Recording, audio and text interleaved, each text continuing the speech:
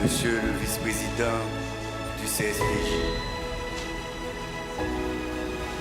autorité du pouvoir judiciaire, Monsieur le Premier ministre, je demande la parole à la Cour.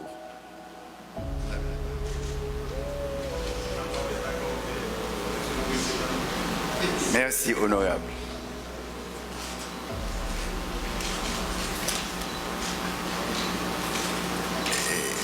En tant qu'enseignant, je vais repasser.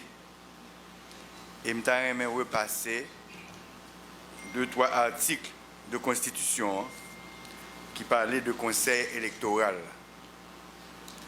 Je vais d'abord féliciter 2 femmes voyantes qui ont accepté de faire une élection en temps de guerre. Dans le repasse là, la Constitution dit, dans l'article 191, le Conseil électoral est chargé d'organiser et de contrôler en toute indépendance toutes les opérations électorales sur tout le territoire de la République jusqu'à la proclamation des résultats du scrutin. Et le Conseil électoral élabore également le projet de loi électorale qu'il soumet au pouvoir exécutif pour les suites nécessaires.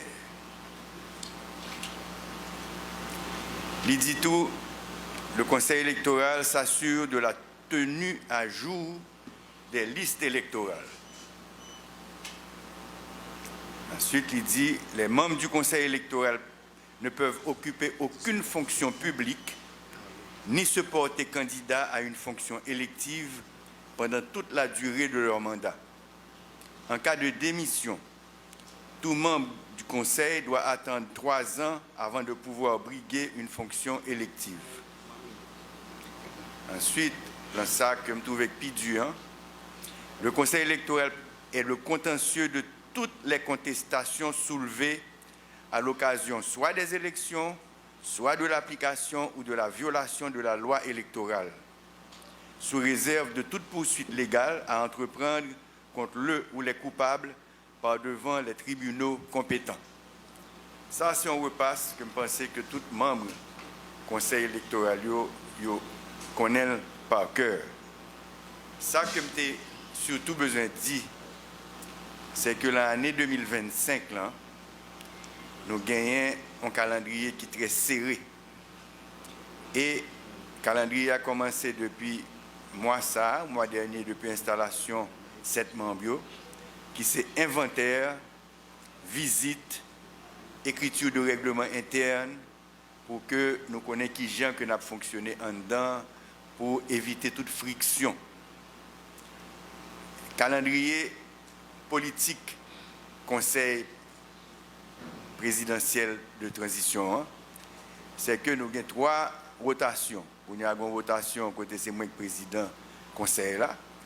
Le 7 mars, il y a M. Fridjean qui va venir coordonnateur ou président de conseil là.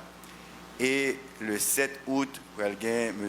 Laurent Saint-Cyr qui va président conseil là. Donc nous avons une certaine continuité dans le conseil là, malgré gagner en rotation. Gagner un comité de pilotage qui travaille sur la conférence nationale là, et sous constitution. Ils promettent nous que nous et draft constitution autour du 15 janvier. Et il faut nous vulgariser le draft là en Haïti, dans tout le département, à l'extérieur, dans la diaspora, pour que nous fassions dernier arrangement qui pour faire dans le draft là. Et il faut arriver à voter réforme constitutionnelle qui va le proposer dans le draft ça. Et ça, c'est le premier test que le Conseil électoral a gagné, c'est organiser en 3 mois et demi, en mars, référendum sur élection. Deuxième, et en même temps, le référendum dans fin fait, c'est compléter la loi électorale là, parce que je pense que nous devons commencer à écrire la loi électorale là depuis qu'on y est, et puis avec la Constitution, nous mettons en harmonie rapidement avec la Constitution pour que nous soyons capables de commencer et début processus électoral là qui prévoit en avril. Tout ça m'a dit, nous faisons de concert avec le Premier ministre et le gouvernement.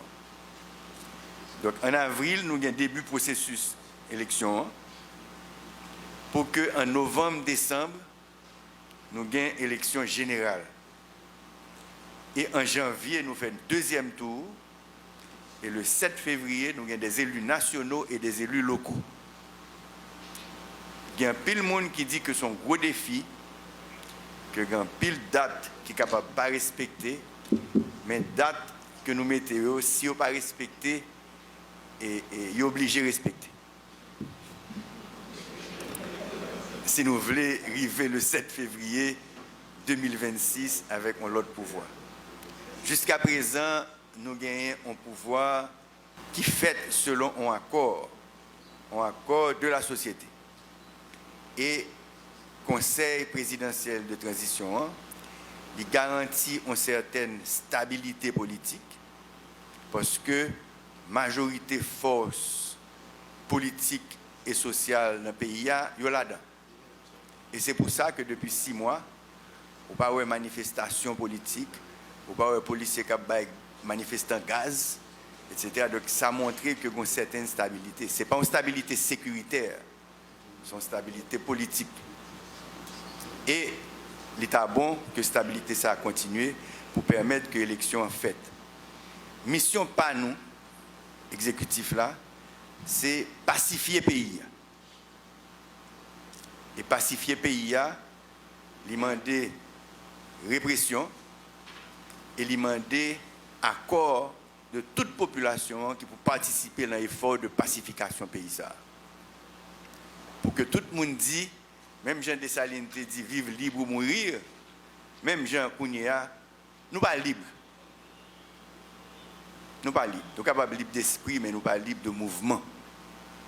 Nous ne sommes pas à l'Ocaille, nous ne sommes pas à l'Ocap, nous ne sommes pas aller un paquet de côté. Donc nous ne sommes pas libres.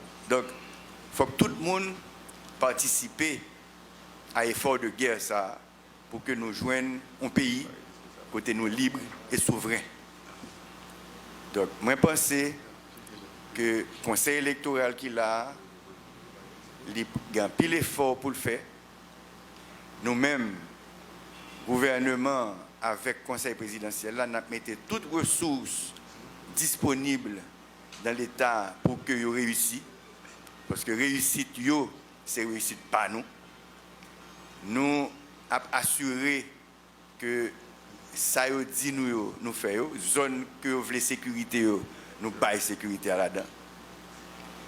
Il y a des zones qui sont plus difficiles que l'autre, il y a des zones qui sont plus faciles que l'autre. Mais ouais que nous commençons à bouger, nous allons un peu partout dans le pays, mais espérer que nous faisons traverser 2025 là ensemble pour que nous joignions des élus nationaux légitimes qui est capable de mener le pays vers un développement durable. Merci.